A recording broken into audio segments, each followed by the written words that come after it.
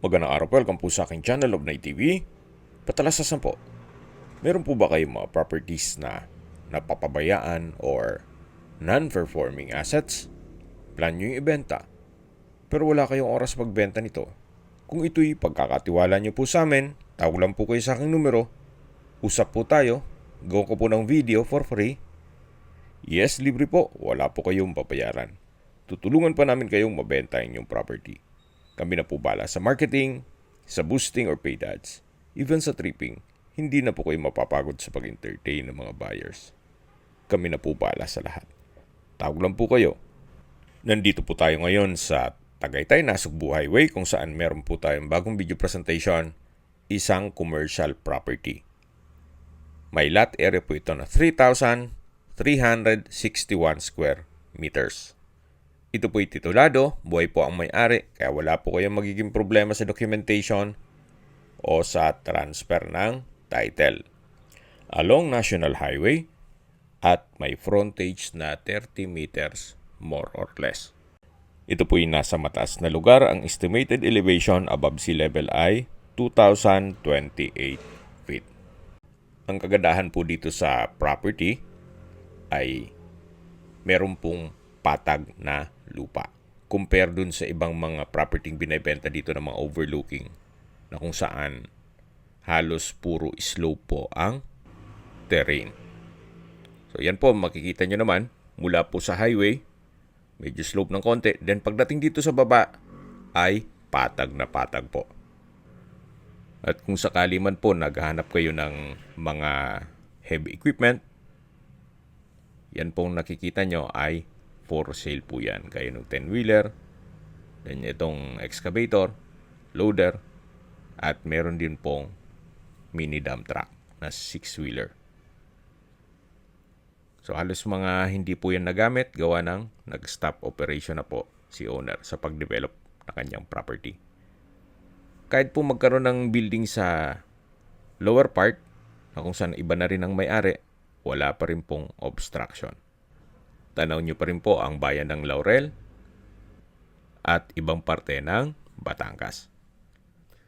Yan po, tunghayin nyo po, napaganda ng tanawin, napakaaliwalas.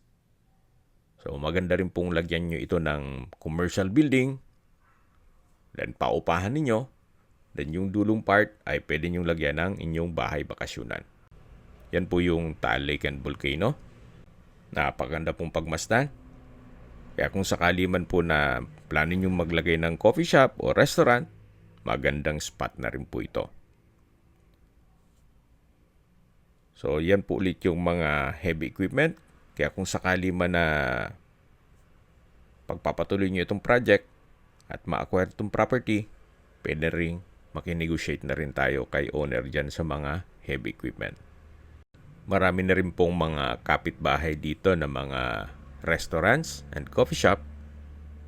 So develop na po ang area at marami na rin pong turista na dumadayo dito sa Tagaytay.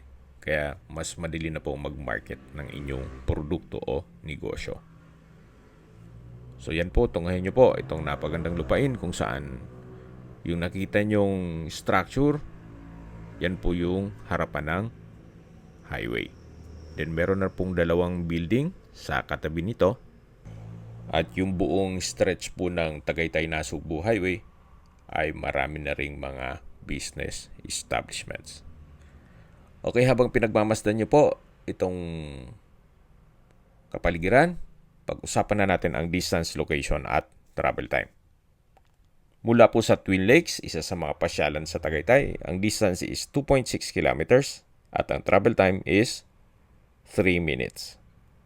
Then mula naman po sa Mendez Crossing, ang distance is 6.3 kilometers at ang travel time is 11 minutes. Mula naman po sa Mahogany Beef Market, ang distance is 7.2 kilometers at ang travel time is 17 minutes. Mula naman po sa Sky Ranch, ang distance is 16 kilometers at ang travel time is 7 minutes. Mula naman po sa Tagaytay Rotonda, ang distance is 11.2 kilometers at ang travel time is 20 minutes.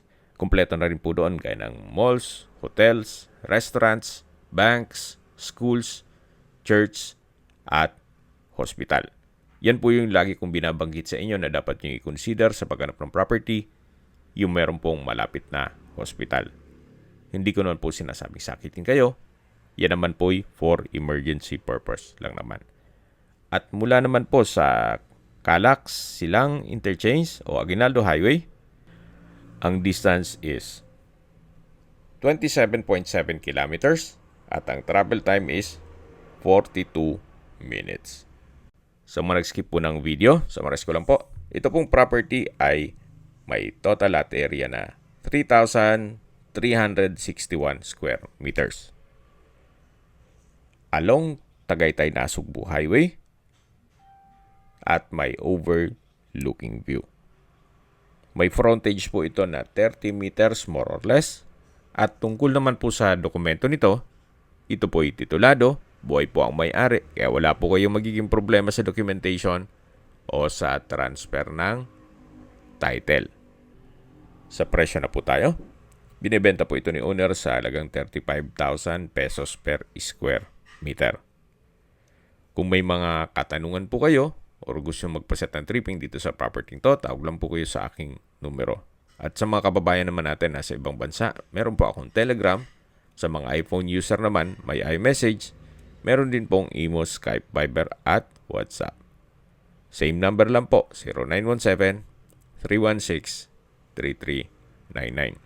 Sa mga nagtatanong naman po ng aming Facebook, meron po kaming Facebook page na Nov9TV at Facebook Reel Video. Meron din pong TikTok at Instagram. May ibang YouTube channel po kami na The Nov9TV channel, Nov9TV Listings, Nov9TV On The Spot, at Nov9TV Updates. Sana po naibigyan nyo ang video presentation. Paki-like and subscribe na lang po sa aking channel para ma-update din po kayo sa aking future listings. Kung sakali po hanap nyo yung mas malaking sukat na lupa, meron din po kaming ibang listings na pwede nyong pagpilian. Huwag po kayo mag-atubiling tumawag sa amin, then let us know your budget para malaman namin kung anong property pwede naming i-alok sa inyo.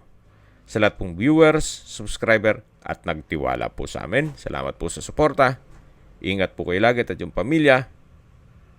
Maraming salamat po.